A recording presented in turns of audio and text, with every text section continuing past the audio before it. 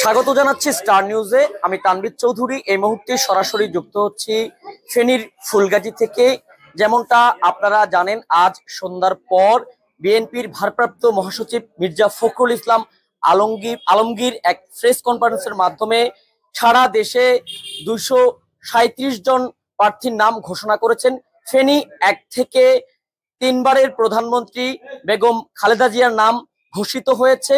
আর এই নামটি ঘোষণার পর থেকে ওনার পৈতৃক নিবাস ফেনীর এই ফুলগাজী উপজেলায় নেতা কর্মীদের মাঝে বইছে আনন্দের জোয়ার।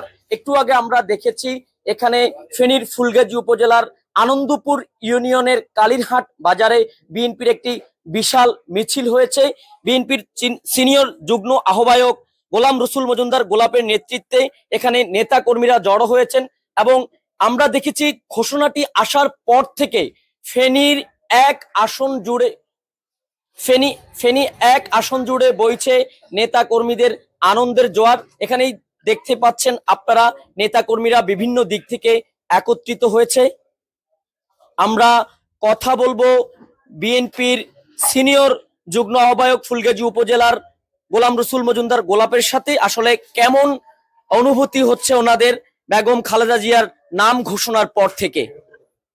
ধন্যবাদ সাংবাদিক বন্ধু। আপনারা জানেন আমরা গত কয়েক মাস ধরে আমরা আমাদের বড় ভাই বিজিএম এর পরিচালক মজুমদার আরিফুর রহমানের নেতৃত্বে আমি এই ফুলগাজী ছাগলনাইয়া পরশুরামে ব্যাপক গণসংযোগ করেছি বেগম খালেদা জিয়ার পক্ষে। বেগম খালেদা জিয়া যাতে করে এখানে নমিনেশন পায়, এখানে ভোট করে। আমি গত 3 মাস আগে ঘোষণা দিয়েছি 100% না, আমি 110% আমার নেতাকর্মীকে আমি আশ্বস্ত করেছি বেগম খালেদা জিয়া এখানে ভোট করবে। সেটার প্রতিফলন আজকে মহাসচিব ঘোষণার মাধ্যমে এটা ঘটেছে। আমরা ফুলগাজী তথা ফেনী জেলা প্রত্যন্ত অঞ্চলে আমরা খুবই আনন্দিত। আমরা আনন্দের কোনো সীমা নাই। বেগম জিয়া এখানে আসতে হবে না, সে ভোট করবে, ঘোষণা দিয়েছে, এটাই যথেষ্ট। শুনছিলেন গোলাম রসুল মজুমদার গোলাপ আমাদেরকে জানাচ্ছিলেন তিনি ফুলগাজী উপজেলা বিএনপির সিনিয়র যুগ্ম আহ্বায়ক। তিনি দেখছিলেন নেতাকর্মীদের যে আনন্দ উচ্ছ্বাস এখানে আমরা এসে দেখতে পেয়েছি। এছাড়াও আগামীকালকে বেগম খালেদা জিয়ার যে পৈতৃক নিবাস ফুলগাজীতে এখানে বিএনপির বড় একটি মিছিল হবে, এমনটা আমাদেরকে জানিয়েছেন গোলাম রসুল মজুমদার গোলাপ।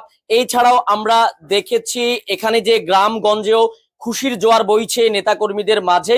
বেগম খালেদা জিয়া এই আসন থেকে 1991 সাল থেকে 5 বার নির্বাচিত হয়েছেন। এবারও বেগম খালেদা জিয়ার নাম ঘোষণা হবার পর থেকে নেতা কর্মীদের মাঝে বইছে আনন্দের